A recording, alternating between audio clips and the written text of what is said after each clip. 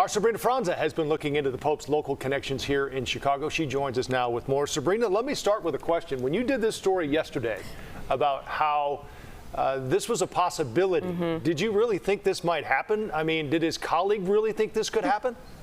Yeah, when I spoke with his friend yesterday, we had some back and forth about why, if it were to be ever an American Pope, this would be the moment. I don't think either of us really believed this would happen. But the reason behind that is because of his experience in Peru. He has other experience outside of the United States that we think, and his friend, his colleague was saying, would make him more appealing to the other cardinals as a worldwide figure now leading the entire Catholic Church. He thought that this might be the moment if it were to ever happen, and sure enough, it happened, Joe. I'd say, God bless you. I'd say, the Holy Spirit is working. And I'm just very happy for the church. And I'm very respectful of him for taking on this kind of responsibility. Because it's an awesome role, an awesome burden that he's taking on. You seem a little emotional.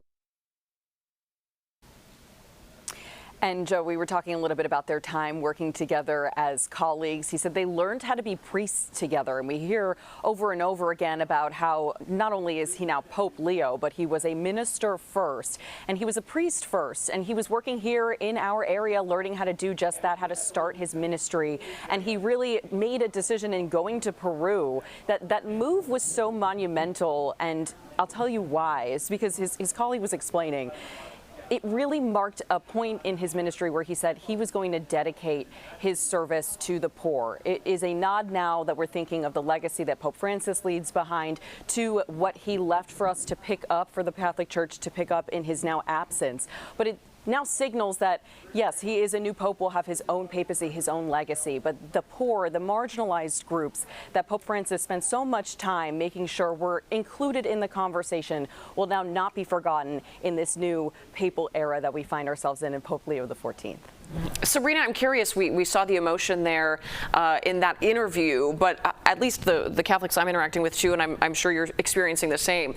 There is just so much excitement, and do you think it's this so-called surprise pick that is really fueling that, or also some hope for where the church may go from here? You know, I think back to when Pope Francis was chosen, and I remember a similar sensation of seeing the live stream of the smokestack and wondering, is it going to be black? Is it going to be white? You know, have they chosen someone? And then that anticipation that builds as you start seeing that white smoke was very much the same, because either way, this is an institution that has been, thousands of years in the making. And the idea that a new person is coming in to be the head of something so large as the Catholic Church, and somebody that would really be making decisions or setting a track for this thousands of year old institution that could prompt change, could inspire a younger group of people to be involved in the church. It really is moving. And when you are waiting to see who's going to step out and assume that role, there's so much excitement that just comes around that, let alone to then learn that the person that is going to be the next pope is somebody from your area. It's an incredible feeling. I, as a Catholic, felt very, overwhelmed in that moment. I know you heard from Nora and others that are there that spoke to that same level of just joy that they saw in front of the Vatican in St. Peter's Square. And in Chicago, you're just driving around, you see that, you feel that buzz right now. It's remarkable. Yeah, it really is. And Sabrina, I think even for you, the non-Catholics that you hear from in St. Peter's Square are moved to. It's just such an emotional experience for so many people, even if they aren't Catholics. But I know, Sabrina, you were able to talk right as we were beginning to go on the air here to someone who knows him well from their childhood, right? Yeah, I mean, you can trace his roots all the way to Dolton and growing up on the street. She had a remarkable quote. She said she would play Red Rover with the Pope. And that is just a crazy thing to say. I asked her, how does it feel to speak that sentence out loud. And she said this was never something in a million years she thought that she would be able to say, but she was telling us about, you know, what it was like growing up on that block, how everybody would kind of be in the street and they would be interacting with one another. And she spoke about how faithful he was and his family was in going to church every Sunday and just leading the life of a Catholic family and being very public in their faith. Her name was Linda Georgich, and we spoke to her a little while ago. We want to play some of that for you. We were just playing together as kids. I mean, everybody kind of just, you know, got together and did, like I said, I played Red Rover with the Pope, so. I mean, just think about the sentence you just said. How does it feel to even speak those words aloud? Weird. It's yeah, that feels very strange, because I know when I learned that he was cardinal a few years ago, I was like, because I was reading the Chicago Catholic at church, and I see, oh, Robert Prevost. I'm like, that name sounds, Robby Prevost. It's, oh my goodness, and I recognized him, believe it or not, and I couldn't believe he was a cardinal, because that was just 2 years ago, I believe. And then to learn that he is Pope is unbelievable. It's just unreal to think that I know someone who's the Pope. And you grew up in a way together in the same environment. What was it? Do you think that his roots in Chicago have influenced his career at all? And if so, how? His family was very, very devout Catholics. I will say that. The mom and dad both were.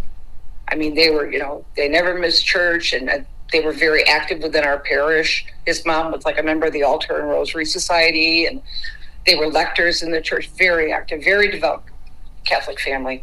Mm-hmm. If you could, I guess this is the hometown message, if you could send a message to Pope Leo or Robert, what would you tell him in this moment? I would just say that I am extremely proud to have known of him.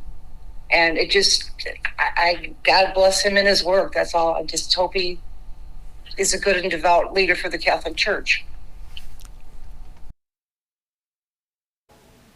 Two more mentions I wanted to just touch on a little bit. When I talked to his colleague earlier, we were discussing a little bit about Pope Francis and his travels, and he was very much known for attracting huge crowds when he would go different places, especially in the beginning of his papacy. But he never came to Chicago. So when I was speaking to the father that you heard from earlier, Father Francis, he said that he's kind of hoping that the now Pope Leo will make a visit in Chicago. In talking about his frequent back and forth, they would see each other often after studying the seminary. They would see each other often in the airport and on airplanes coming back and forth from Rome. So it is not out of the realm of possibility now that we might have a papal visit here in our city. I did also just text him to Vince Gerasoli's point of making a little lighter of the situation. It is not clear if the current Pope is a Cubs or a Sox fan. But we are digging into that, and we will report back once we have more. Well, he's from the South Side. That's so true. I know, but I'm hint. seeing some whispers on social media about him being a Cubs fan. We need to confirm. We will. Thank you so much, Sabrina.